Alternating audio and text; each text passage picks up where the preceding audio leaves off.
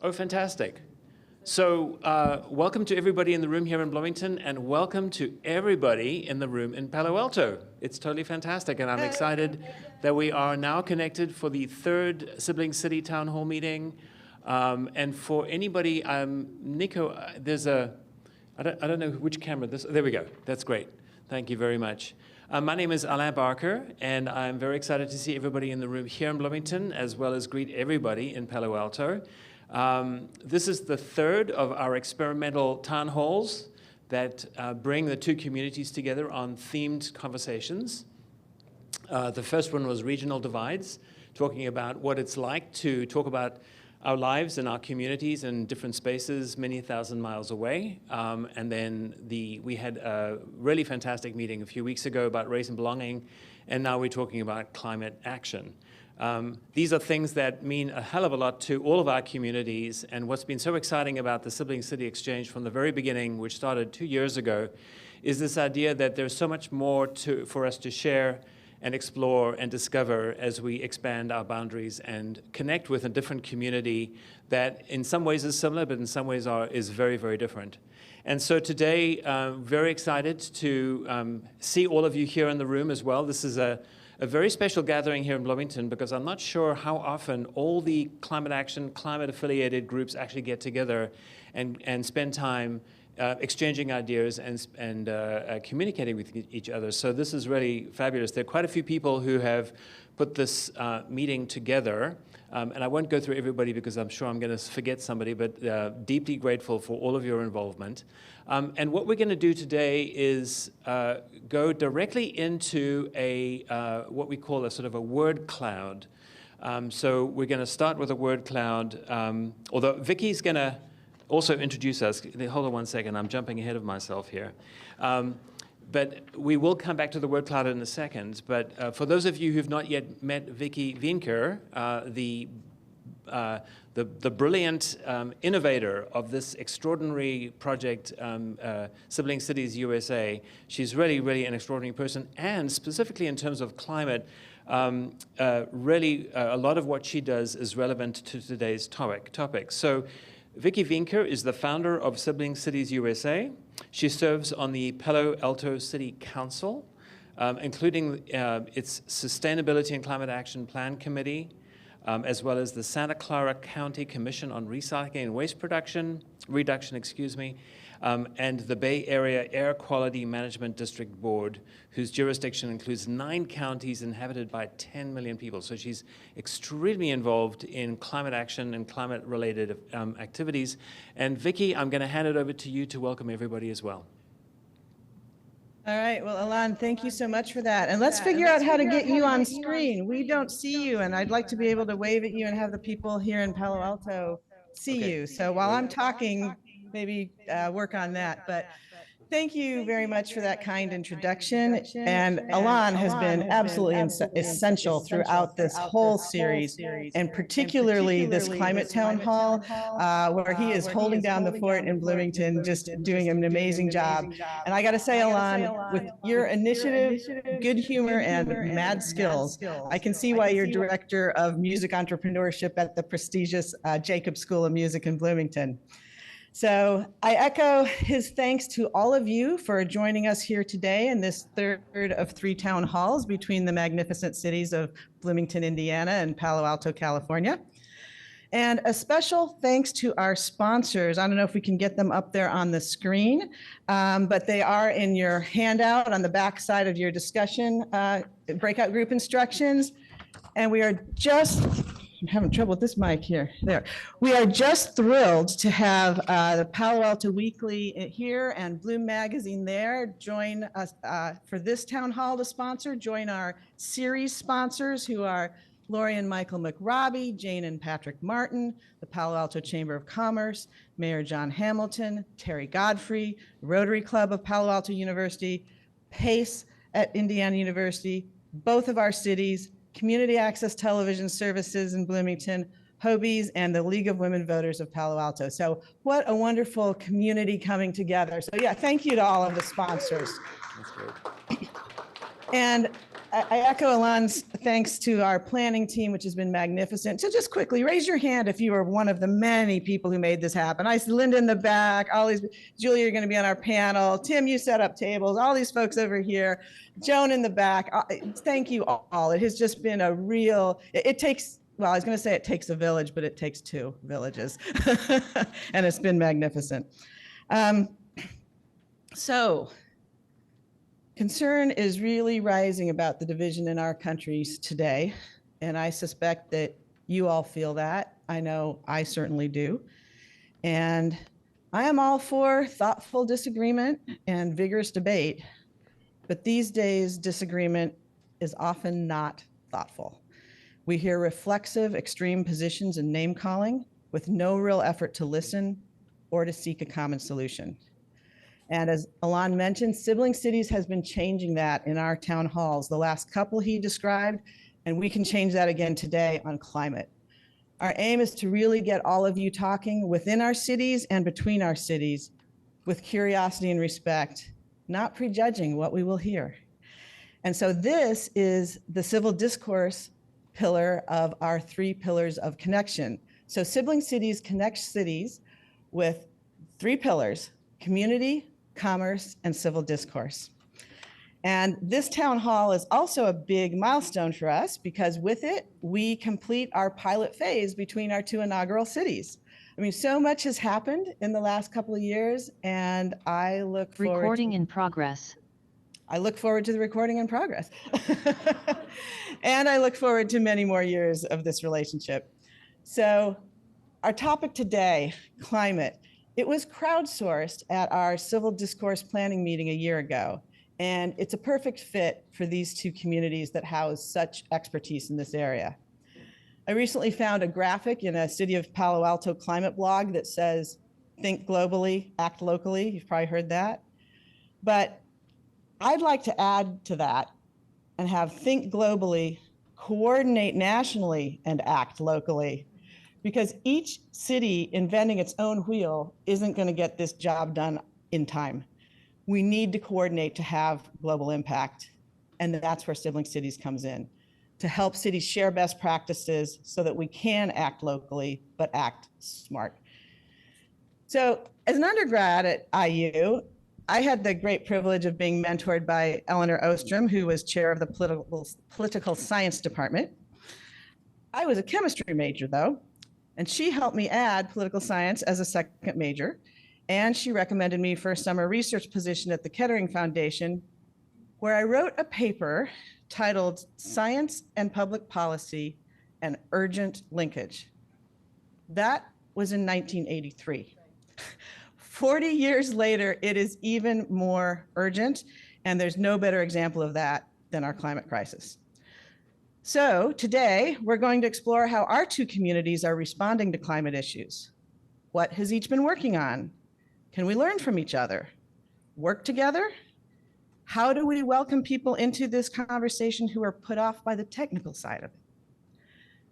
While there is expertise, substantial expertise on our panel today, and an almost embarrassing wealth of climate experience in attendance at in both of these cities today, this town hall is about each of us sharing our experience and what each of us thinks our cities can and should do.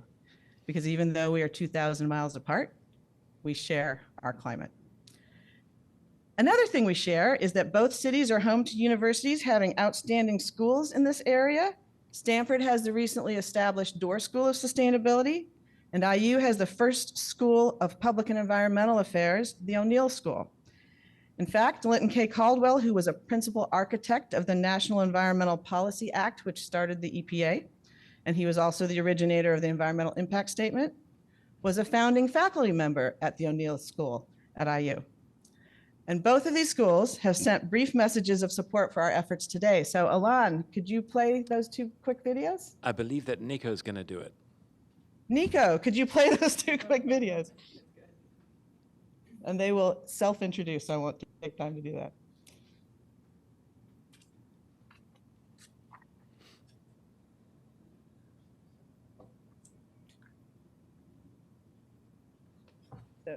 Hi, I'm Scott Fendorf, the Terry Huffington Professor and Senior Associate Dean for Integrative Initiatives at the Doris School of Sustainability.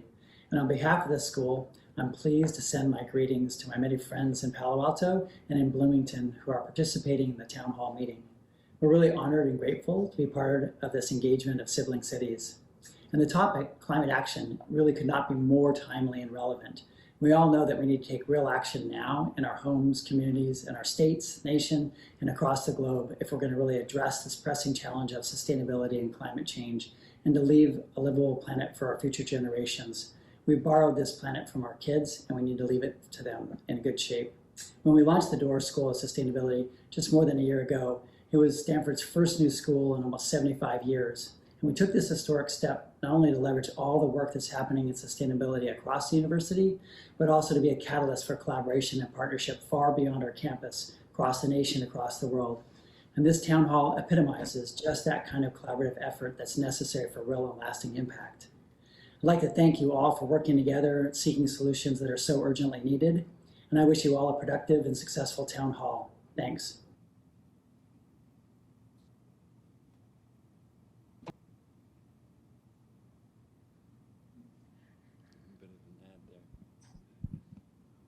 Okay, do we have another one coming? Yes, so we have another one coming from your neck of the woods. Here we go. Great.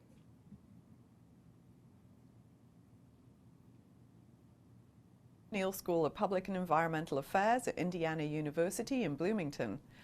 In our quest to combat climate change, it's essential that we come together and share our respective circumstances, ideas, challenges, and accomplishments.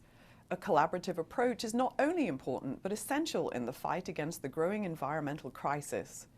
The O'Neill School is proud to have played a pioneering role in this field by fostering the innovation, research, and education that drives our climate solutions.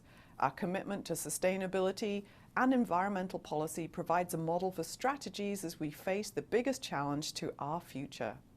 We're so thrilled to be sibling cities with Palo Alto because it represents a bridge between the heartland and the tech hub of Silicon Valley. This fusion of expertise, ideas, and resources can lead to groundbreaking innovations in climate technology and policy, creating a ripple effect that benefits not only our local communities, but the entire planet. Sharing our experiences and knowledge across this wide range of geography allows us to understand the diverse challenges faced by different communities. Climate change affects regions in unique ways, and by exchanging insights, we can develop a more robust and inclusive solutions. By pooling our resources and collaborating on climate action, we can amplify our impact and accelerate progress. The challenges we face are too daunting for any single entity to tackle alone, and working together will make us more resilient and adaptable. Let's harness the power of connection to address the urgent climate crisis and build a better, greener future for generations to come. All right, Elan, over to you for the Excellent. Mentimeter. Well, thank you. Yes, thank you so much. And if we can get a camera on me, that would be great. We're gonna, the next hour and 3/4 is gonna be a combination of information that we're gonna be sharing across the many miles that both separate and connect us together. At the same time, there are going to be discussions that we're going to be having between ourselves, and then we're going to be reporting out to the two groups in Palo Alto and here in Bloomington. So we're going to start off with what we call a word cloud. And I think for those of you who I'd sent an email to, I'm going to invite all of you to take out your handheld devices, and there is a QR code in your program, and I'm going to share the QR code on the screen as well. And what I would love for you to do, what we would love for you to do, is to answer the question in the QR code. So how many of you in the room here have yet to see the QR code, or do you all have access to it? If you look at your program, on the front page, there's a QR code, and you hold your camera directly on that. It should open up a web page for you, and then it'll, there we go.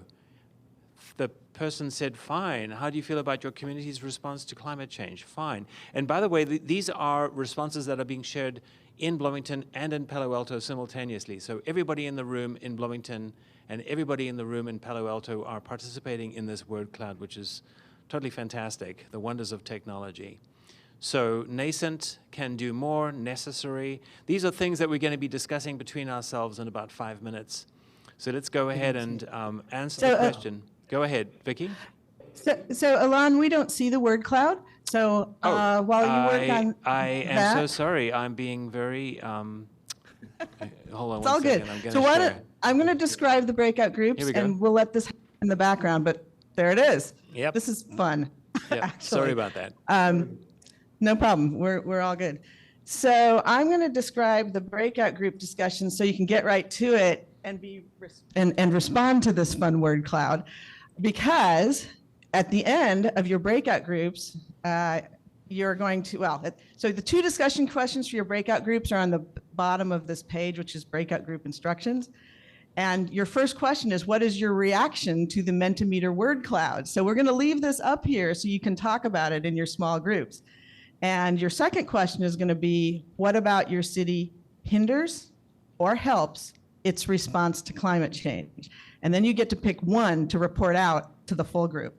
So if you could look at your breakout group instructions while this is going on, and each table identify a facilitator to kind of keep track of the time. Because we're running a couple minutes behind, I'm going to shorten the breakout groups to 12 minutes instead of 15. And then first thing you do is sort of introduce yourself by saying your name, read one paragraph of the discussion agreement, then the person to your right will say their name, read the next paragraph. So you have both the introductions and our discussion agreement done. Then discuss those 2 questions. And then in 12 minutes from now, we will call on you one at a time to share with the whole group what you think helps or hinders your city's response to climate change. All right, have at it.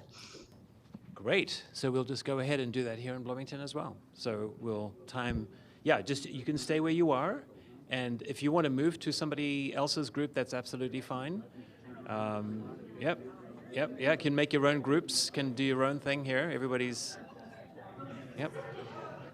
Okay, so as Vicky said, we've only got 12 minutes, so go ahead and have your conversations. Okay, everybody, I think we're just about there. If you want to just wrap up your conversations between yourselves, choose somebody to report out.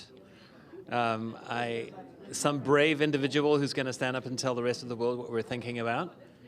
And how's it going there in Palo Alto? I see Vicky is about to pick up the microphone.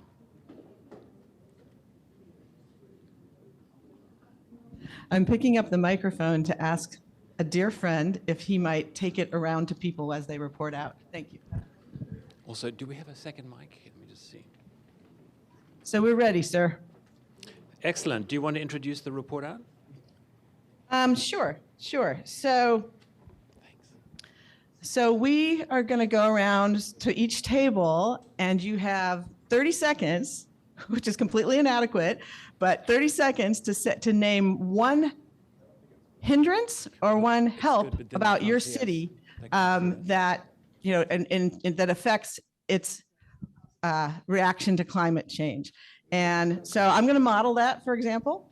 So I'm in Palo Alto, and I think a helpful thing here is that we have such a high adoption rate of electric vehicles. So that helps us in our response to climate change. See how fast that was?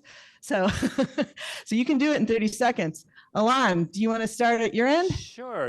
And I should say to those of you in Palo Alto, we changed the lighting in the room so that we could see the screen better. You're looking better than we are now. And so hopefully that'll be okay from your side. But if you want us to turn up the lights here, just let us know. And we'll certainly be willing to show you what's happening in the room here. Okay, who would like to go first? I'd like you to turn it up a little. Sure, okay, we'll turn it up a little bit. Should I stand? Okay, I'm going to stand. Hi. One of the things that was really interesting about our conversation is that the people in this little group all have different pieces of the story of what's happening with respect to climate here, right? So we have students from the university, and we have people who have worked in government, and we have people who have worked in volunteer sustainability opportunities. And it was interesting hearing the overlap, but also like the potential to build bridges. Fantastic, and that was about Excellent. 30 seconds. Amazing, yeah, they're good. Well done. Well Vicky. done. All right, so we're going to go to a table here, and if you really go on, the poor Angie has been tasked with holding up the stop sign, so don't make Angie have to do that to you. So, Is this table ready? Go to Sherry. Okay, so the question we're answering is what about our city hinders or helps? And I think one of the things that people around this table appreciated is data from the city. So, data about how much energy are you using, or data about, what are the emissions in the city. And I think when you have data, then that makes things more actionable. So that was something we appreciated. Excellent. Fantastic. Back to Bloomington. Okay, who's next? Who would like to talk about? Here we go.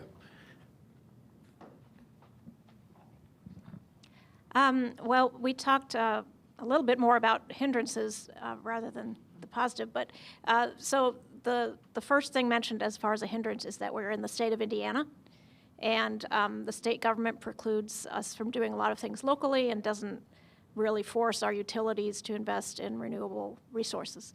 On the positive side, we have a pretty well-educated population as far as climate change, so you can actually broach that topic without, having scorn cast upon you, so that's good.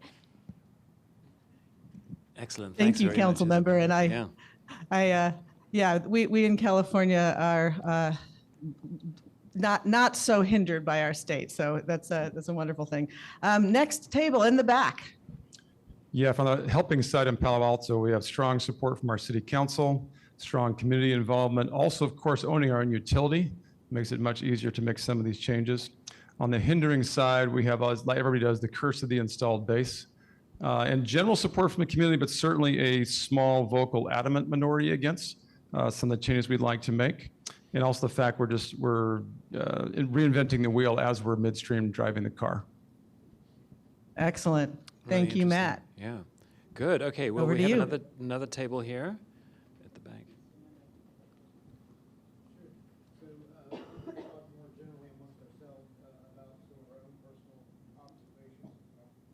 Okay, I think it is on, but let's just get the volume turned up. So do you want to start again? I'm sorry. Sure. So we talked more generally about kind of our own personal observations, but we do feel that, what our community is good at is that, we are kind of in a center where people are on the same page, much of what the previous group mentioned, that, we don't get as much ridicule, so we can start collaborating, and we can start these hopeful and optimistic terms that popped up on the board and have conversations.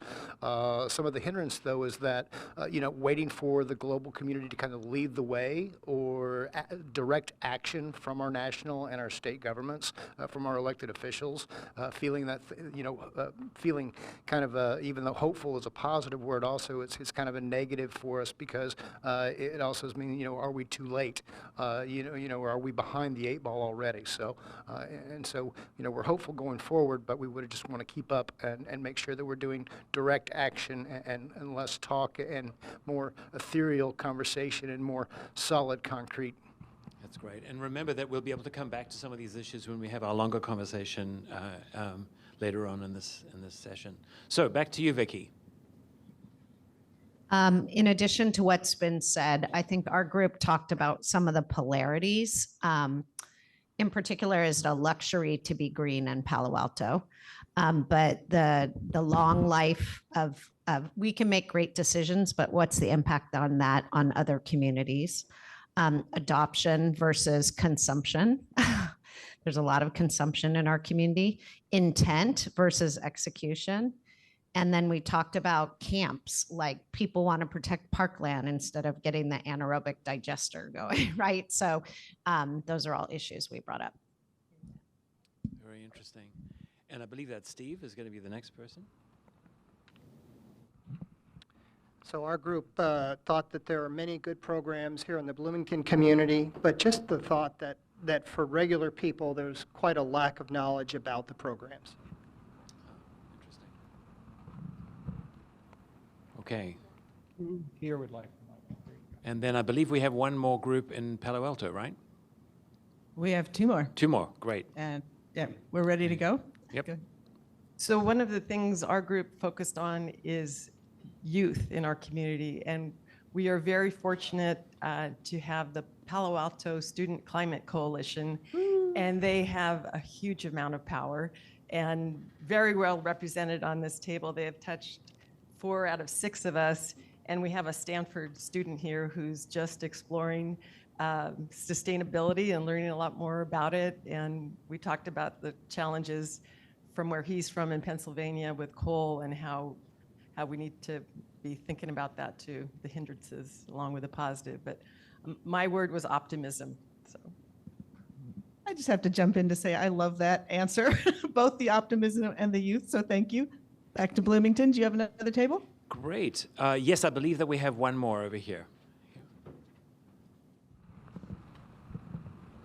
So our group talked about how it both has a hinder and a help side to having a university right here in Bloomington, because in some ways the university can help make changes for both the grand scheme and the local scheme, but it can also hinder when we do not work collaboratively.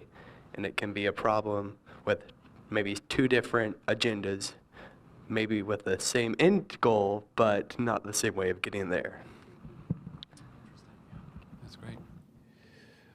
Vicky, back to you.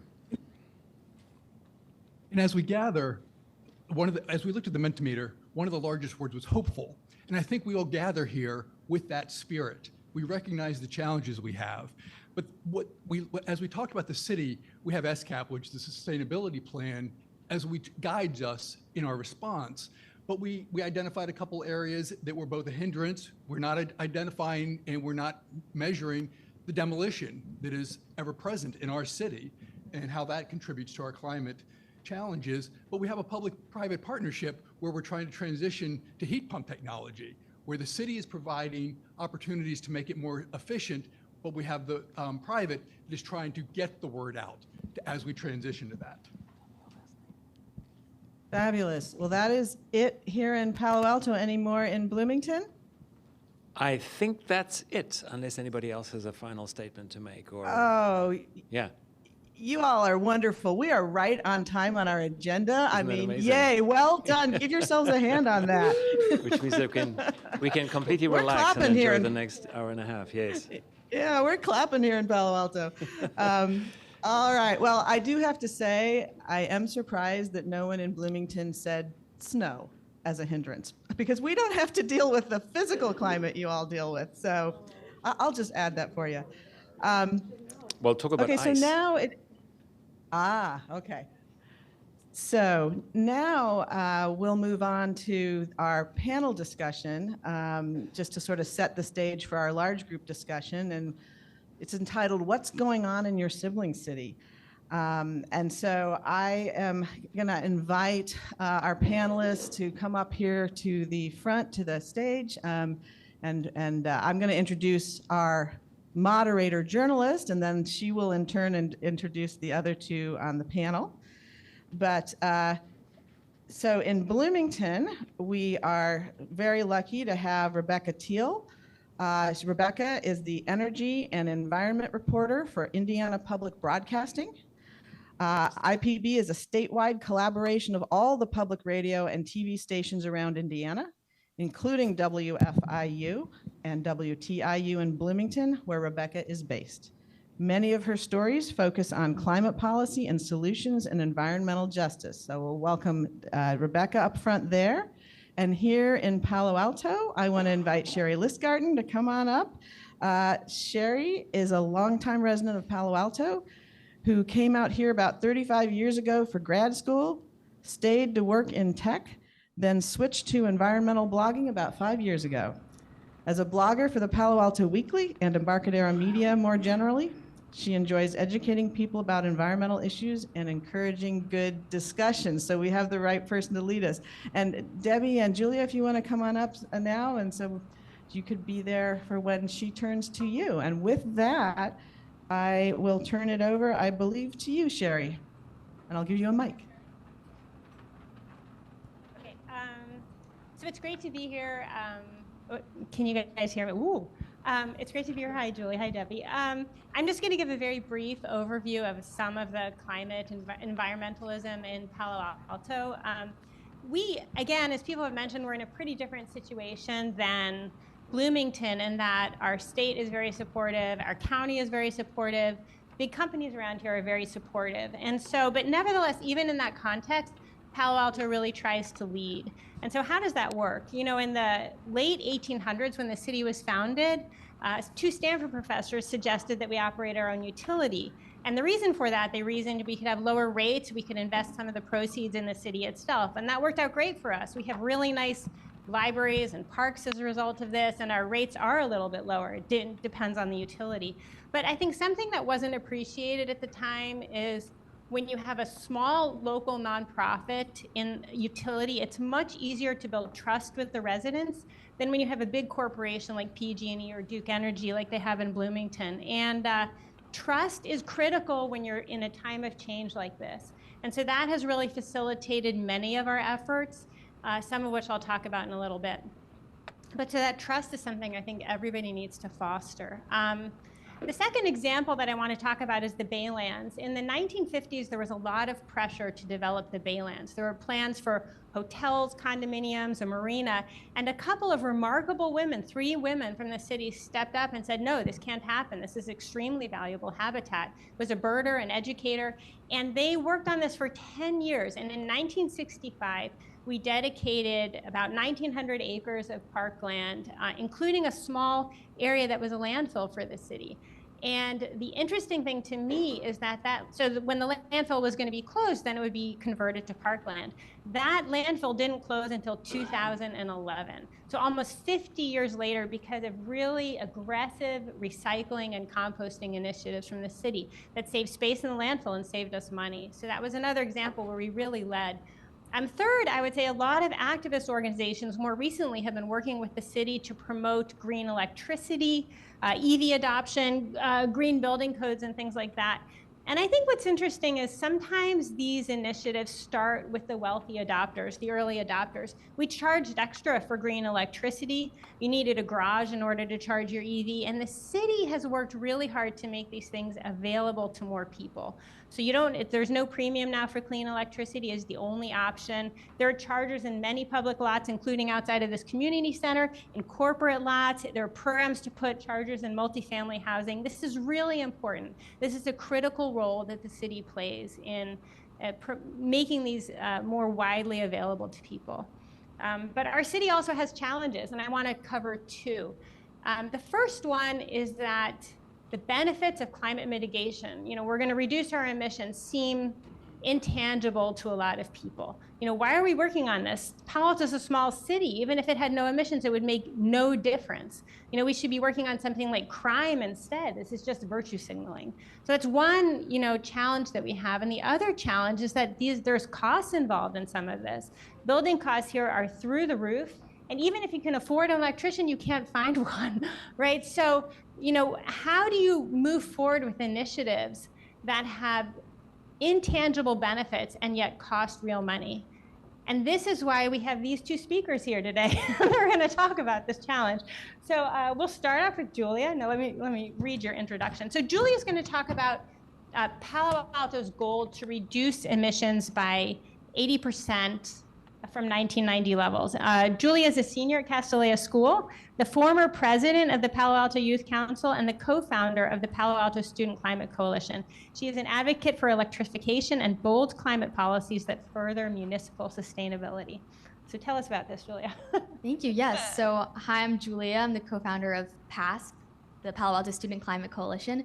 And we started the organization about 3 years ago, and today we're about 25 to 30 highly committed students from Palo Alto and surrounding communities. And we work with the city, and we speak regularly at city council meetings to further climate policies and help encourage the city to meet our climate goals. And so when we first decided to look inwards at our city and see what is the city doing, how can we help make progress, in Palo Alto, we saw that there's an incredible history of achieving really bold climate goals from really early on. So in 2007, Palo Alto passed a climate action plan back when many cities weren't even considering this, to reduce emissions 15% from 2005 levels by 2020. And we ended up exceeding this goal and reducing emissions by 25%. And then in 2013, we made our electricity carbon neutral, and that significantly reduced our greenhouse gas emissions as a city. And I know we've touched on this, but we do own our own utility, which gives us a lot of freedom to and control to make that decision. And I know we had the political will to make those changes and make those reductions. And then in 2014, this idea of starting the Sustainability and Climate Action Plan, or SCAP, was born. And then in 2016, that's when real action started to happen, and the council unanimously adopted the 80 by 30 goal. Just, we refer to it as 80 by 30 here. But yeah, that's to reduce greenhouse gas emissions 80% from 1990 levels by 2030. And so that was a really, really ambitious goal. And what we saw since then is that there hasn't been a significant amount of reductions that we need to stay on track with this 80 by 30 goal. Really, the two main sources of emissions in Palo Alto are transportation and natural gas use. And so right now, or as of 2021, I believe we have achieved about 54% reductions towards making the 80% goal, maybe more today.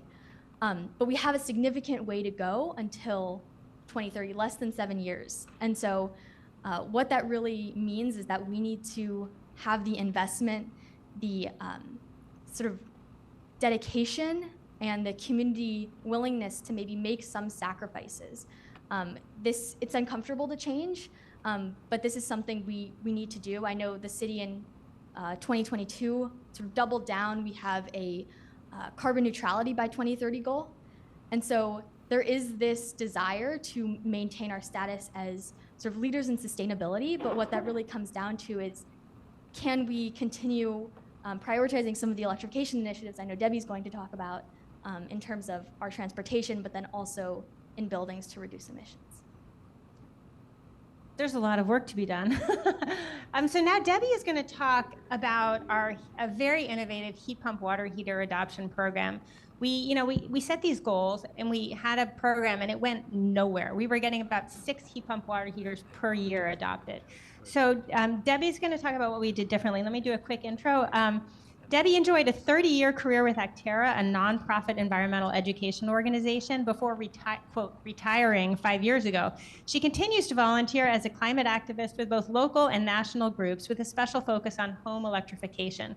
She co-led a team this October that offered an electric home tour with 36 homes from Brisbane to San Jose. 1,200 visitors registered and 58 high school students volunteered. Well, thanks, Sherry, and thank you, Julia, too, for your comments. We have a lot of good sun and wind energy here in California, but most of our homes still are using so-called natural gas for heating, cooking, and water heating. And this gas, of course, is really methane, which is not only a health and safety hazard, but it's a potential greenhouse gas, a potent greenhouse gas. It holds in 80 times more of the sun's heat than does carbon dioxide. So with all these negatives, why aren't more people switching to electricity? Well, cost and inertia are the major reasons, of course, as well as the excellent marketing by the natural gas companies. But one of our local community groups, Carbon Free Palo Alto, and their founder, Bruce Hodges, back there, identified 3 barriers to switching. One is, the first is the hassle of finding a contractor. Then there's when people have limited knowledge about the alternatives and the cost of financing these new appliances. So about 18 months ago, our city picked up on these ideas and decided to focus on electrifying water heaters. They recognize that water heaters typically last only about 10 years, but they are less expensive than to change your whole furnace system. And of course, people aren't as attracted to their water heaters as they are to their cook stoves, so it'd be easier to work on water heaters. So they designed a full-service electric heat pump water heater program aiming to install 1,000 electric water heaters in 2023. They hired one experienced installation contractor. They set up a simple pricing scheme for a basic heat pump installation, and they created on-bill financing so that people could pay for it on their utility bill on a monthly basis without having to worry about the financing. It's about half of the cost you can finance at a no interest rate loan. In January this year, the city started publicizing the program, inviting residents to sign up on the website to request a site visit by another city contractor, our Home Energy Genie. And the visit would determine if there was enough ventilation and physical space for the slightly taller heat pump model, and if the home's electrical panel had enough capacity. And then if this worked out, the city would send them a cost estimate and a contract to sign. If the resident agreed, then they'd get scheduled for an installation. This 2-visit process was supposed to take 2 or 3 or 4 weeks, but it often took longer. Our 350 Palo Alto group that I'm a member of the steering committee of actively supported the city's program, and we got a grant from Santa Clara County to organize a series of neighborhood canvases, and I see people here who are involved who've been out doing that. We used the funds to buy a database, and we printed up materials to distribute to 5,000 owner-occupied households. We recruited 50 volunteers who went out on 2 weekends in March and February, and they delivered information at that time to about 1,400 homes. And we talked to over 40% of the people that were home that day or those days. Our materials included the city's official flyer about the program, info about switching benefits to electricity, and instructions for finding out the age of their water heater. We also dropped off a sticker for the water heater with space to write in when it was purchased, and a fridge magnet to remind people of the city's program. Well, the city's program got off to a slow start, though, because of prolonged contractor negotiations and staffing challenges. But in talking to residents, we found that 80 of them, 80 individual homeowners, told us that their water heater was more than 10 years old. And so during the summer, we made calls to them to ask if they'd signed up. Sadly, though, only a handful had followed through. The typical response was, "We just haven't got around to it yet."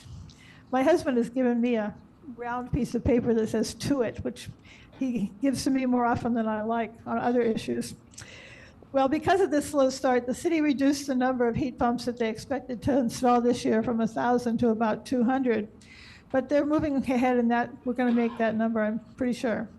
One thing that they learned is that 80% of the cost estimates that they sent out included additional readiness expenses, such as upgrading the electrical panel, adding in ventilation, or installing a condensate pipe. In some cases, these readiness costs doubled the originally advertised price for the fully installed system.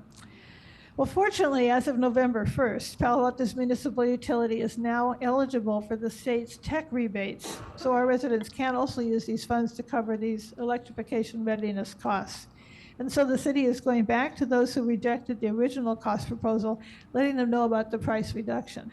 It's expected this will soon increase the number of installations happening. Our 350 group plans to do another round of canvassing after the holidays, and so we hope to be able to report many more heat pumps installed in Palo Alto in the year ahead. Thank you. It's a terrific program, but it has taken some time to roll out. Vicki, we'll go over to Bloomington now? Okay. So Rebecca, are you there? I'm here. Can you hear me? Yes. So just to set the scene here in Bloomington a little bit for the folks in Palo Alto, a lot of this has been discussed, but one big challenge for us here in Bloomington is we are in Indiana, and the state policy has very different ideas, different things that they prioritize than what Bloomington might. One important thing to know is we are very heavily coal-fired and industrial state. That is kind of what the state has been prioritizing. And, you know, it's not for lack of reason. There are a lot of communities that depend on coal plants, coal mines for jobs here in the state. And as we see our coal plants closing down, they are losing those jobs and that tax revenue, which is also important to think about, tax revenue for schools. And because of that, we see bills like our city councilman mentioned, you know, some of the things that Bloomington is unable to do because of state policy. There was a bill 2 years ago that bans the banning of new natural gas in new buildings. So these are the kinds of challenges that we see ourselves up against. Another one is Duke Energy, that was mentioned. That is our state, Southern Indiana utility. They would like to go coal-free by 2035. That is 10 years after what 2 other major utilities in the state have said that they'll do. So that's also a challenge for Bloomington.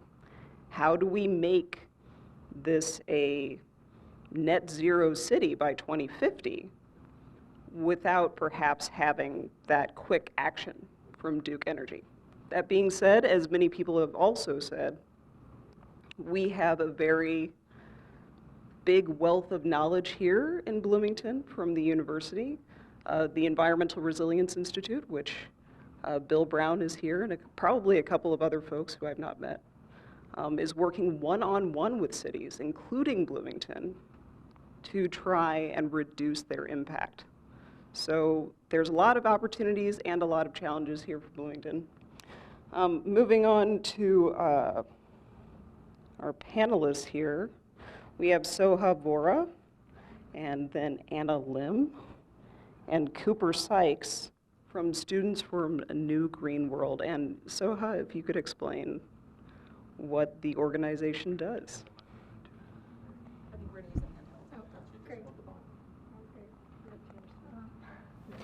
Hi, I'm Soha. I am the president of Students for a New Green World.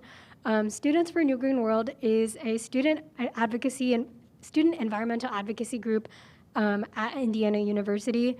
The main focus of the group is to push for environmental action on IU's campus. The reason why it's so important to push for environmental advocacy on IU's campus is because, as many people here have mentioned, IU Bloomington is so intertwined with the city of Bloomington.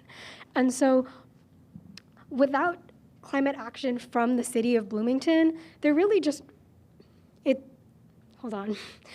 without climate action from the University of Bloomington, it's really difficult to then to meet goals that the city of Bloomington will then set. A perfect example of this will be there's a coal plant on IU's campus that multiple times IU has denied depending on. It is less than 5,000 feet from campus, and if you're in that part of campus, you see it burning all the time. They're using it.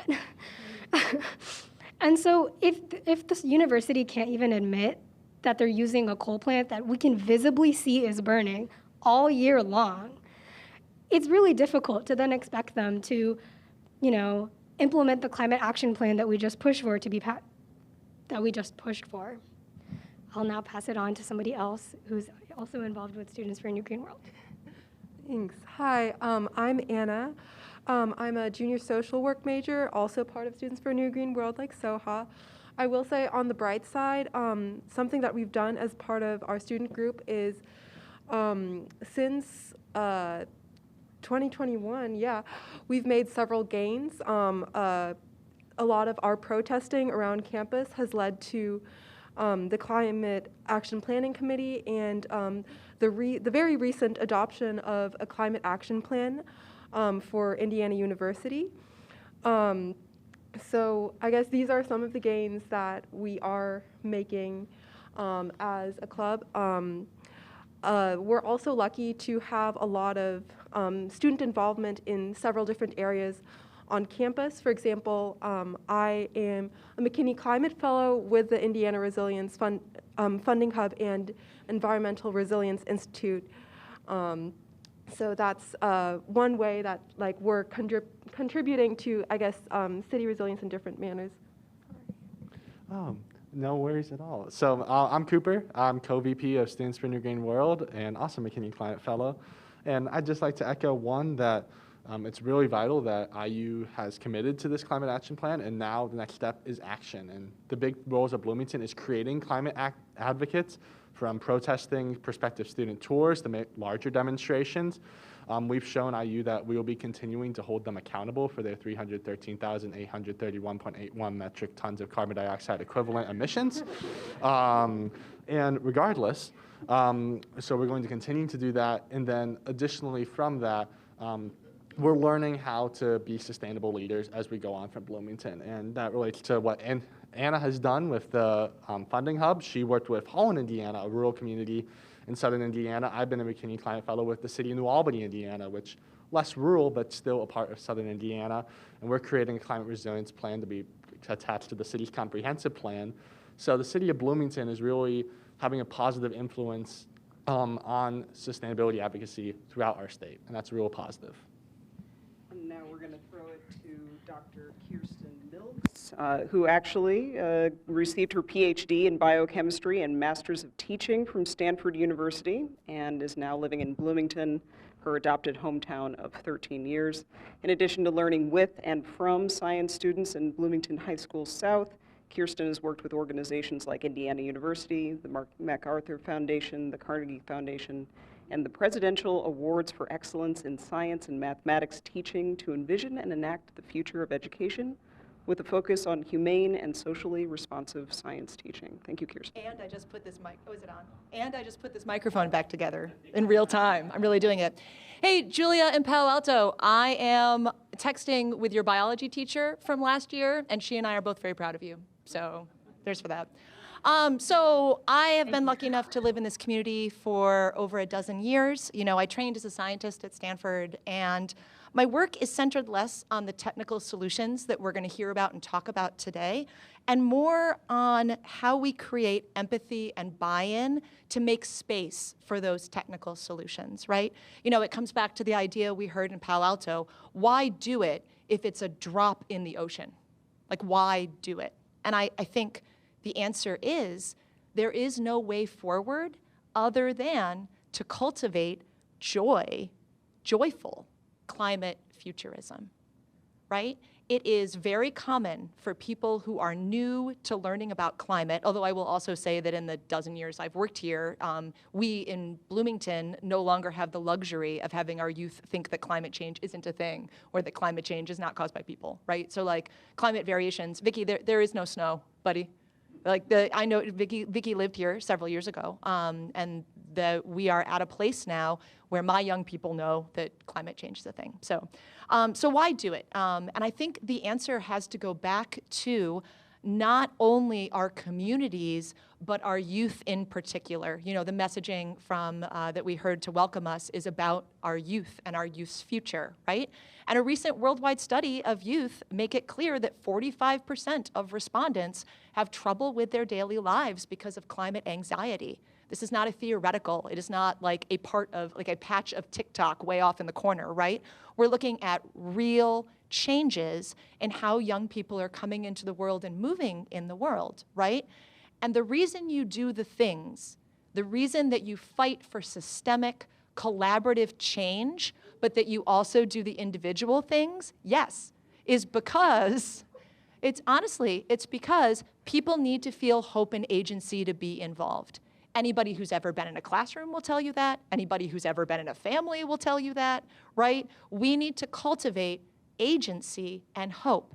And that means, for example, I don't know the first thing about it, but engaging young people authentically, not as people to come and, you know, like just talk about things or to be there as a show of solidarity, but to authentically help them make change. I do that in my classroom. I have done that. My students, if you have walked on the Beeline, you've seen the mural that my students won $100,000 from Samsung in technology for my school because they were really interested and excited by the data about urban heat islands that came out from both the city of Bloomington and IU Bloomington just before the beginning of the active pandemic, right? So like this idea, Vicky, about like thinking globally, talking nationally, and acting locally, my experience as a community member, as a parent, but as a teacher, as someone who spends time with the people who are going to run this world, is that they need opportunities to feel like they're making a difference, and we need to let them drive the same way that in our community people learn how to drive and the parents look worried. Like, we have to let people, young people, leverage their expertise, their enthusiasm, and their new ways of seeing things. I also think it's important that we identify that our movement does not just end at policy. It includes art, it includes music, it includes family, it includes caretaking. You know, Catherine Hayhoe talks about how you can connect people to the number of things that they want to be engaged in.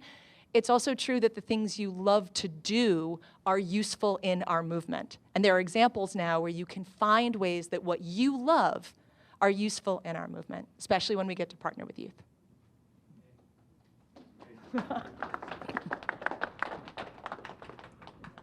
Fabulous, amazing. I want a big round of applause for all of our panelists, right? Yeah, definitely. Lots of applause here. Incredible. So I think that just in the interest of time, maybe we'll save the questions. I know both of our blogger and our journalist in Bloomington were ready to ask all these amazing people a lot of amazing questions, and I could probably listen to them all day. But I want to make sure we save time for the round table. So maybe we'll just ask you some of those follow-up questions during the large group time. Is that all right? I'm getting nods here Sounds in great. Bloomington. Are we okay? Yeah. Sounds great. All right, excellent.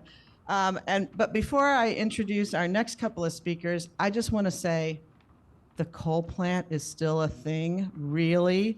Isn't that When amazing? I was there in the 1980s and lived in McNutt Quad right next door to that coal plant and could see it out my dorm window, I actually ran for student government on the platform to shut that thing down in 1983, and really, it's still there? Sorry, just had to emote a little bit on that one.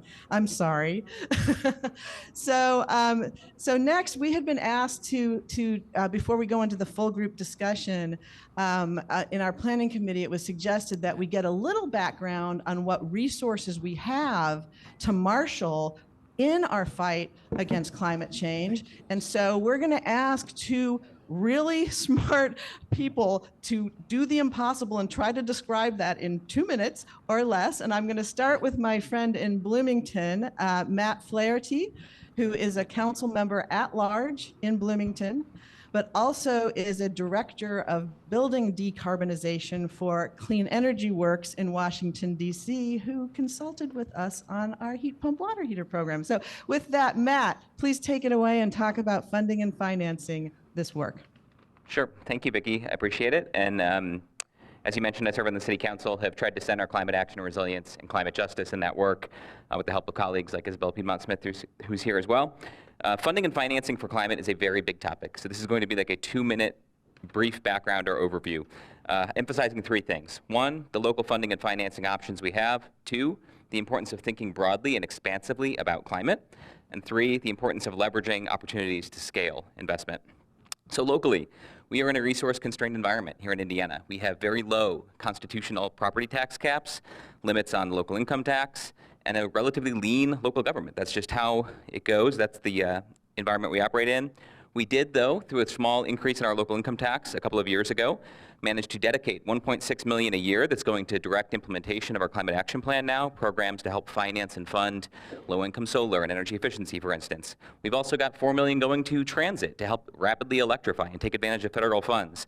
And most recently, we have a regional climate collaborative getting off the ground called Project 46, working with cities and counties and the private sector across the 3-county region over to Columbus, Indiana, to help devote funding, leverage new funding from the feds.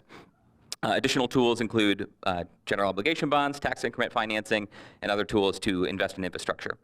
I mentioned thinking broadly about climate because I mentioned some specific examples that are very obviously climate, but you know what else is climate is sanitation. Also our stormwater utility and how we can manage the impacts of climate change. Also affordable housing and how we build in and invest housing. Development code and whether we sprawl or let new people move to our community who can also live close to where they work and shop.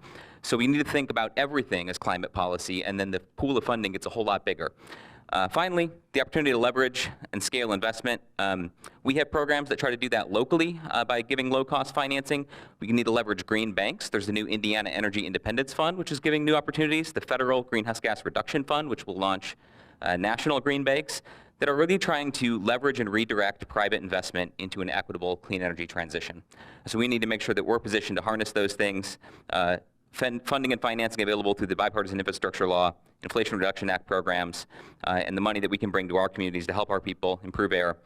And then finally, getting others to direct their private funding as well. So the utility in particular, getting the utility to help invest in this transition. I'm sure we'll talk more about that. And then also development code to direct private development in our community as a growing community into climate-friendly pathways. And with that, I'll turn it over to my colleague in Palo Alto. That was extraordinary. Wow, how did you fit all that in there? Now it's my significant pleasure to introduce my colleague on council, the chair of the Sustainability and Climate Action Plan Committee, and longtime environmental leader and activist, and frequent speaker, including recently at APEC and on Stanford, Pat Burt.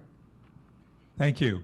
Well, first, I'd like to just talk about what Palo Alto and Bloomington have in common on funding and where we're different. So we both now have the opportunity to tap in to really transformative funding from the federal government on the Inflation Reduction Act, both from subsidies on different particular technology adoption like heat pumps, and more broadly on grant opportunities, and a whole series of opportunities that are just emerging. We also both have cities who have local governments through their general fund who are committed and providing resources for these efforts. And we both have universities that allow us to leverage our resources by tapping into their expertise and taking whatever resources we have and making them more effective through those ways. Where we're different is that we have a state that is very committed to these efforts and is supplying tens of billions of dollars a year in state funding for these initiatives. And then we have regional initiatives that are very strong, that we're not a blue island in a red region, somewhat like Bloomington. We're a blue island in a blue region in a blue state. So that's very helpful. Things like electrification of our Caltrain system and our Regional Air Quality Control Board that Vicki sits on, that is mandating a transition to electrification in home heat pumps. And then lastly, we own our own utilities. So that allows us to tap into those resources and control those resources. So we currently have about $3 to $5 million a year that is devoted to of city resources or funds that come directly to the city from different funds that are devoted to our climate programs. We have about $20 million in reserve from some of those coming from different renewable energy credits and other state programs over time. And we have funds that come to our general fund that are related to our utility. We have a utility users tax, which provides significant funds to our own utility. And as we electrify, we have, for instance, on the horizon, the ability to say that our increased use of electricity from electric vehicle transformation, and we in Palo Alto have had the highest EV adoption in the country for quite some time, that we have the opportunity to transfer the net increase in utility users tax to our own climate programs. As we talked about, we have the state tech initiative now that's subsidizing this, a low carbon fuel program, and a series of grants that are available. We had one of the first adoption of low-income housing electrification programs through a grant, and those are pilots that all then need to be scaled. And so we, as much as we have in those resources, they are short of what we need to go from significant pilot programs into the full transformation. So now we're looking at all the funding sources to be able to do that and commit to the full transformation. But we certainly are now pushing the envelope and understanding what we need to do. We have 3 major strategic plans that are underway in the city on this. An EV strategy to really look at where we're going to be in 2030 and beyond. What do we need for full EV adoption, not just making progress? Our reliability and resiliency plan. So we look at everything from sources of renewables to the local grid to distributed generation and storage. And then lastly, a funding plan and looking at where will the funds come from to fully achieve our aims. So thanks. Great. So thanks very much, Pat. That was terrific and sobering, all the resources we need here, because after listening to Matt, I was thinking that maybe the most impactful thing we could all do here in Palo Alto is to move to Bloomington and vote. But apparently we have to garner a lot more resources here as well. So Matt, we are now moving to the full group discussion portion. Do you want to kick things off there at your end? Sure, I'll do that. So this is on? Yeah. I think it's on. Is it on? All right, so yeah, I'm going to moderate the Q&A. It's going to be collaborative across our two spaces. So when either Vicky or I ask a question, folks in either space are welcome to raise their hand and volunteer a response. And we'll have Rebecca here. Yeah, 20, 25 minutes, I think. So I'm going to actually start with a question. We teed up a few that we expected to raise. And this one really resonated for me with some of what we heard from our panelists. And that's how much community is there within the climate activism movement in your town? And what are strategies to work together, either within or across our communities? So yeah, go ahead and raise your hand if you'd like to weigh in on the level of community around climate activism in the community. And That's so we'll interesting. go to, So whether or not it's, go ahead. yeah, we've got actually Charlotte Zitlow raising her hand here in Bloomington. My question, excuse me, is what is the difference in the average salary between Palo Alto and Bloomington, our economic situation? And I think that plays a huge role in how involved the community is. Difference is an average salary between Palo Alto and Bloomington, if folks couldn't hear that. And so Charlotte answering my question with a question, highlighting the I think the socioeconomic realities that inform people's capacity and ability to engage on questions like this, and wondering about how those differences across our communities might inform how folks are engaging on it. Anybody in Palo Alto want to weigh in on that one as well, about community around climate activism? Okay. Or We have answer one? Charlotte's question, either way.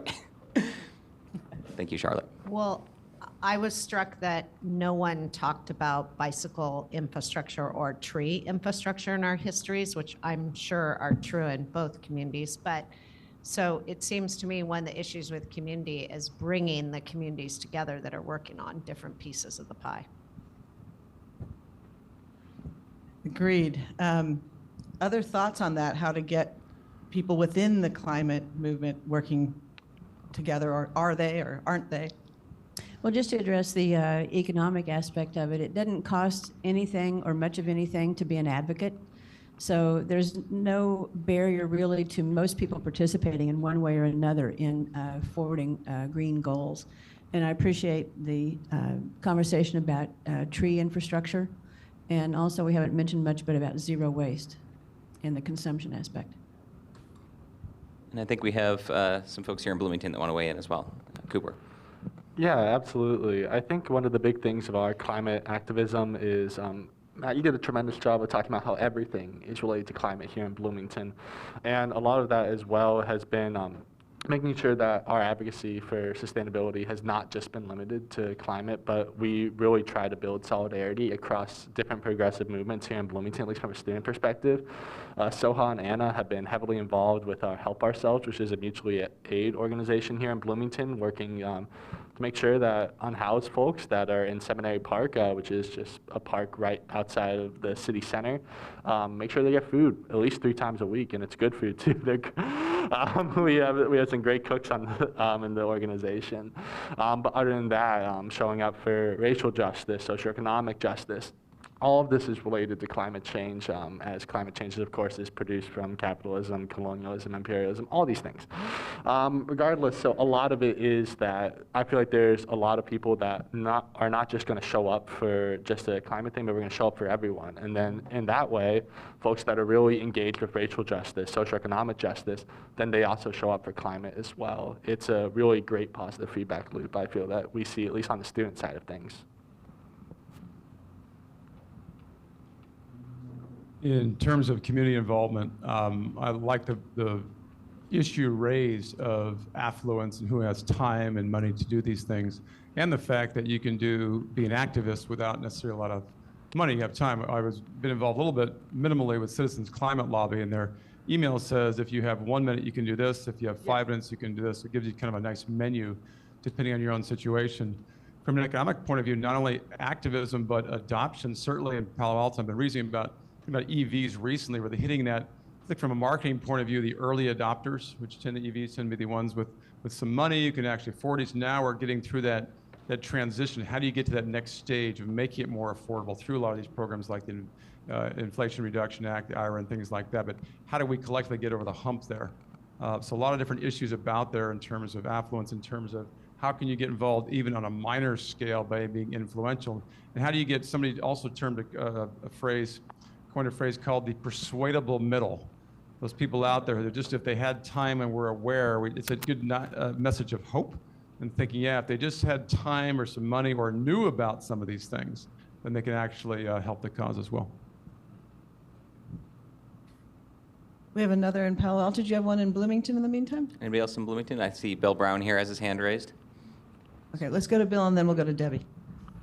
I just wanted to give a shout out to Green Drinks Bloomington, which has been a tradition here since I came to Bloomington. You talk about anxiety. I think it's very soothing to be around other people that are activists and that are trying to do some things in the community. And it's a very informal thing, but I wonder if we could take that Green Drinks Bloomington is just a voluntary celebration once a month where you have a speaker and you talk about environmental and sustainability topics or climate change, and groups get up and talk about what they're doing. And there's a 30-second lightning round where people can say what they're doing, what's coming up, how you can get involved. But it's really a social event too, and it's reinforcing for everyone there. And I just wonder if there might be some way to expand that community-wide, where it's not just a group of the usual people, but how would you get a bigger version of that across the community? More pizza, more free drinks. Yeah.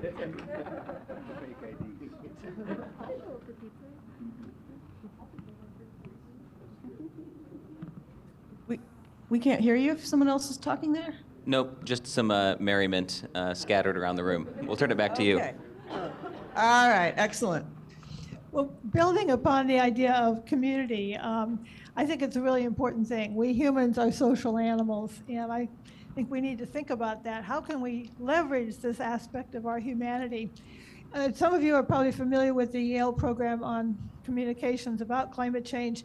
And consistently over the past 10, 15 years, they found that between 70-75% of Americans know that climate change is happening, and they recognize that it's because we're burning fossil fuels.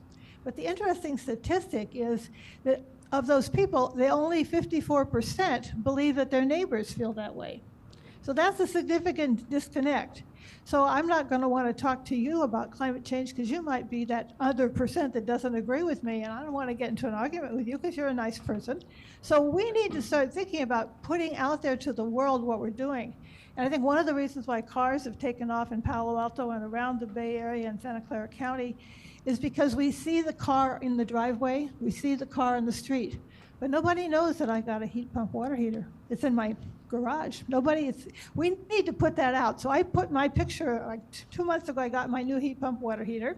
I put the picture of it on my Facebook page with right next to my washer in the garage, and I got 125 likes from people all around. And I think we need to start doing that, make a conscious effort to tell people what you're doing, to let them know that you're making this change. That way we'll build community, we'll show people we are making the change, we're still full of joy and laughter, and we can do this. I think we should have green drinks around Debbie's water heater. Just a thought. Love it. We have maybe one more here in Bloomington, if that's okay. Yeah. Sure, and then we have one more here.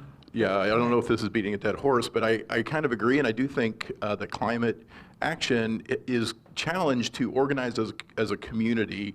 If I think about other causes, low-income housing, for example, I can think of Habitat for Humanity, and I know exactly how to plug into that. I know exactly how involved I can be. If I want to donate money, if I want to volunteer, I know exactly what to do. If I want to be a climate activist, it's sort of an individual thing, right? I know I can install solar on a house. We've done that.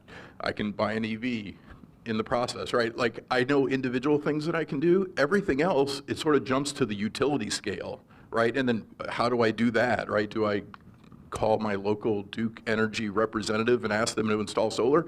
But like, what do we do as a community, right? At the community level, what can I do to plug in to get involved? Citizen climate lobby, awesome, perfect, but again, that's policy, that's utility scale. I think there is a challenge, and maybe the youth are leading on this because it sounds like there is some organization there, but as a local resident, how do I plug in to further climate action in my community? I think there's a real challenge there, but maybe this group and Green Drinks is a great way, it sounds like, to get plugged in, but then what do we do from there too, right? Like, there's a challenge there.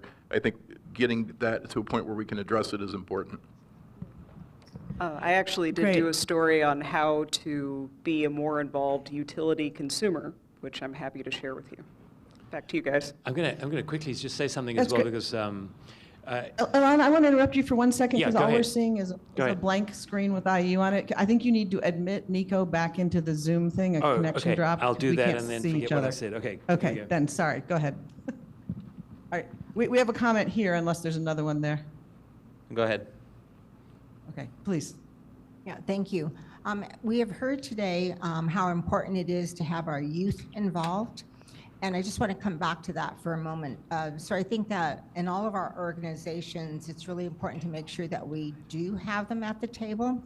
And we also have to let them know that we're here to support their projects as well. And hopefully with some funding, hopefully with volunteers. So I just want to make sure that that they know that we do have some funding, that we do have people who can volunteer and help with their projects as well. I know with our Palo Alto University Rotary Club, with our environmental committee, actually has a pollinator program project. And many of our youth from our Interact clubs actually are very, want to be very involved with that. And so just remember to reach out to them and let them know that we're here, we have funding, and we have people who can help support their efforts as well. So thank you. Thank you. And you're reminding me by talking about youth that I didn't properly thank Angelina Roche, who's sitting over here at the table. She's been with us from day one. Yeah, we need to clap for her. She has been organizing our planning group and is quietly sitting there, but so thank you, Angie. Others on this? We have one more in Bloomington here. Okay. The conversation where the income level of participants was significant in terms of how their participation in renewable activities is real significant. A couple of things I wanted to mention in Bloomington here. We said Indiana isn't the bone burner and things like solar, but there is a community solar program that seems to be swimming against the tide, but there is a new community solar movement. There's a 101, Solar 101, specifically on community solar that you can Google and participate in and maybe get some of our legislatures that seem to be stuck in concrete to support that. The other thing I'd like to mention, which gets into the income level, is we have a program in Bloomington called Solar for All. And this is a wonderful program, and it recognizes that across our community, sometimes solar on rooftops is viewed as a white boy thing. You know, it's a more affluent thing. And lower income people don't really have the same opportunities to participate in that in reducing their electric bills. And so Solar for All is a nonprofit that's, you know, part of a larger nonprofit, but it works in kind of a habitat model where people can sign up. There's some income limits on it, and then you work with a group to build Joe's rooftop solar. And then you work on Sally's rooftop solar. Then eventually it'll be your house. So this is a wonderfully, spectacularly initiative that the city and a couple other groups have been in fostering in. Sometimes it's a struggle to how do you get the solar panels donated, so we try to find incentive programs for solar vendors to do that, but I just like to shout that out as something that, you know, it's a really neat thing. Matt, may I comment on that? Yeah, go ahead. I want to thank you for raising the environmental justice aspect of this. And I want to thank you also for raising the solar aspect, because I think one of the things that was maybe a decade ago, but that I learned about in this planning process about Bloomington was that some time ago, there was a consortium of faith communities that were getting rooftop solar because one thing most houses of worship have are very big roofs, and getting some federal grant money and that kind of thing. And I thought it was an interesting example of community action. I think I'm right about that, but so thank you for raising that. I don't know if anyone had any personal experience who is there in the room. Does anyone want to share more about, the faith community's effort here in Bloomington? Okay, yeah, I think there are 8 faith communities that have solar, and 4 of us got together in 2012 and got a Office of Energy Development grant, which is actually federal money that came through the state, and put solar on our houses of worship, and we've all added. most of us before 2017 when the state law changed. The other thing is you. within the state of Indiana, I believe there's 100 faith communities of different kinds that have solar on their roofs to help pay their electric bill and, eliminate greenhouse gases. And the part that Molly doesn't remember necessarily, but that I do, is that happened in 2012. And in 2013, 14, 15, 16, high schoolers from those interfaith communities worked on green initiatives in our communities in a way that was really unified and got people at my school district level talking about what it was going to look like to do some of the things that the adults in their faith communities were modeling for them. And they're now college grads and working Now they're in all the working community. in those sectors. So. Wonderful, thank you. We have one more comment here. Hi, just echoing the climate justice aspect and the income disparity. I agree that solar is great for homeowners or faith groups, sure, but for lower income people, I think here in Palo Alto we could do a better job of engaging, like people from East Palo Alto, and I know they have other priorities. And I've talked to one woman leader of color who said that the white environmental groups don't really talk to the minority-led groups because our concerns are just so different. For example, if you talk to these other groups, their main concern are things like transportation, like public transportation. We don't really talk about that. Or what apartment dwellers need to be more sustainable. And I think we all need to do probably a better job of engagement there.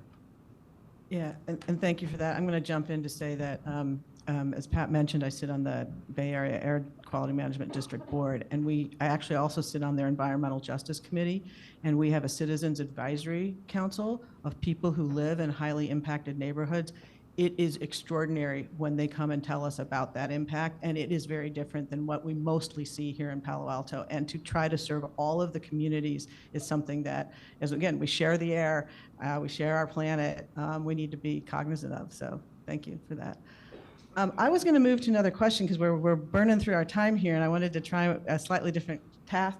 Could we follow unless up you with have just something else there? Yeah, one Bloomington? closing Sure. comment on this topic, if that's okay, Vicki. Sure, Thank you. please. We have a few high school students here with us today and several college students here. I think they deserve some recognition, and one example right here.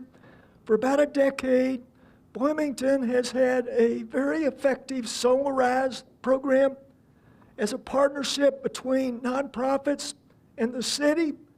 But what most people don't realize is the truth is that would never have happened without a group of a few high school students who had an idea about a decade ago, and they presented it to some stuck-in-the-mud older folks, including myself, and we thought their objective was way too ambitious, and we didn't want them to be disappointed, but they were persistent, and we reluctantly agreed to support them emotionally and technically a little bit, and they just blew it out of the water in 6 months. They were able to double the number of solar homes in a neighborhood that already had the highest ratio of solar homes, and that just set us on the runway, and we kept on going. Thank you, Daryl. Well, I think we may have found our strongest connection between our cities, which is the power of our youth. So thank you to all of you who are here today and have been working on this for a long time. So I want to give a shout out to Rebecca Teal, because when she first got asked to do this today, she sent this list of amazing questions where she'd clearly studied up and learned a lot about Palo Alto, and we're not going to have time to go through them, but I do want to ask one that I have to give her credit for, and it goes to renewables and reliability. So many Indiana lawmakers are concerned about the reliability of a grid that has more wind, solar, and other renewables. As a state, Indiana only gets about 12% of its energy from renewables, where California gets nearly half from these sources. So 2 questions, one for each room, but we can listen to each other's answers. 1, do Palo Alto residents feel like they have reliable electricity? And I'll put that and why, or why not. And then 2, what can Indiana learn from places that have a larger percentage of renewables? So I will just open it up to anyone who wants to touch on that issue. And Sherry Lisgarten, our other remarkable blogger, has her hand up here. So Sherry, why don't you start out? So this is my perception, is that a lot of people think we don't have reliable electricity. However, we have some of the most reliable electricity it's very good. The reliability problems have nothing to do with renewables where we live. It's to do with squirrels and mylar balloons and backhoes hitting the distribution network. Now, I will say there are reliability problems, real ones in California, largely due to wildfire shutdowns. So when there are high winds and it's hot out, there are proactive shutoffs of electricity, and these are incredibly disruptive to people who live in those areas. And there is pretty much nothing we can do about them short of investing enormous amounts of money to underground wires. So there is climate change is causing reliability issues, but the renewables, now the grid itself, the operation of the grid is much more complex when you have renewables. This is hidden from all of us, but CAISO has to deal with auctions and real-time things and, you know, importing wind when we need it and having backups of backups of backups. So yes, renewables can cause problems if you don't have a well-maintained grid. But in reality, we have that, and we're extremely fortunate to have that. This is my impression of this. Thank you. Anyone in Bloomington want to address this? We do, thanks. I think to a certain extent, it doesn't really matter how much like we in Bloomington want renewable energy, because Bloomington is unique in a way that since it's a college town, a lot of people who live here live in apartments. And that in combination with the fact of course, like Duke Energy, people who live in apartments, they don't have any control over things like, you know, what energy provider they have, you know, what kind of thermostat. You can't buy like a more energy efficient thermostat like a Nest. You don't really have control over anything beyond like maybe swapping your light bulb out for like an LED light, you know? So when we talk about like learning to be like, to adopt more like renewable energy in a city like Bloomington, you know, we can advocate for more institutional change, but for a lot of people, there just isn't really much you can do in a city like Bloomington because you just don't have any control over like your home. We have a comment back here. Yeah, I'd just like to add on to what Sherry had talked about. We locally have had the last few years more power outages than we had had for quite a while, but they were not attributable to this transformation. Nevertheless, the populace will correlate the two things. And so we do have a significant political challenge that way. And then on the state level, this is a huge transformation that's occurring now and in the coming decade. Not only it's been compounded by an impact of climate change, which is our massive wildland fires that are contributing as the biggest factor toward the state grid reliability issues, but the expansion of electricity demand and the conversion to renewables. I'll just add something that I've been thinking about more is how significant this transformation is going to be and how daunting that seems. And yet, if we look back over a century ago, I saw recently a picture of, I think it was Fifth Avenue in New York in 1900, dominated by horses. And 10 years later, not a horse to be seen, all cars. And in hindsight, these drastic transformations look hard to fathom. They were hard to fathom looking forward, and in hindsight, they happened for just a whole lot of reasons faster than we expected. And with the technology advancements we're having, that may be what we're going to see going forward. Well, thank you, and thank you for both those points. That's partly why I wanted to ask the question, was to get those two dissociated with respect to the renewables and reliability. So thank you for that, and thank you for the optimism about the horses. I also want to give a shout out. I also want to give a shout out to our Director of Public Works, Brad Eggleston, who is here listening to all of this and who has been very ably supporting the SCAP committee here in Palo Alto. So Brad, just thanks for being here. Could we go to one more comment here in Bloomington, Vicki? I was going to say, we're running short on time, so what I was going to say is, why don't we give Bloomington the last word on this, even though I'm sure we could talk for another hour about this or more. But yes, please, go ahead. Sounds good. We're also getting a notification that the library will close in 15 minutes, so we're going to shut it down tonight. And we're going to go to Michael Hamburger here to close us out in Bloomington. Oh, my God. I had a really important strategic question for us to discuss about our climate transition, but I think I want to, if this is the closing question and comment, again, I want to give a shout out to this amazing group of people of all ages and backgrounds who come together at this event here, and from what I can see in Palo Alto, perhaps the same thing going on there. This is truly an intergenerational challenge. And the more that we can get more people in the room together and more people across the continent working together, the more hope there is for solving the challenges. So here's to all of us. Thank you, Michael. Thank you Excellent. to our neighbors Thank in you Palo Alto for as well. that. Vicki, can I add one thing myself at the end here? Absolutely. Before we move on, which is to draw some connections between what we were just hearing on the reliability, the renewables front, and some of our challenges locally, which is intermittency of renewables can be balanced by the emerging technologies that you all are telling us about with your programs. Heat pump water heaters that can heat at different times of the day to take advantage of when wind's blowing and when the sun's shining.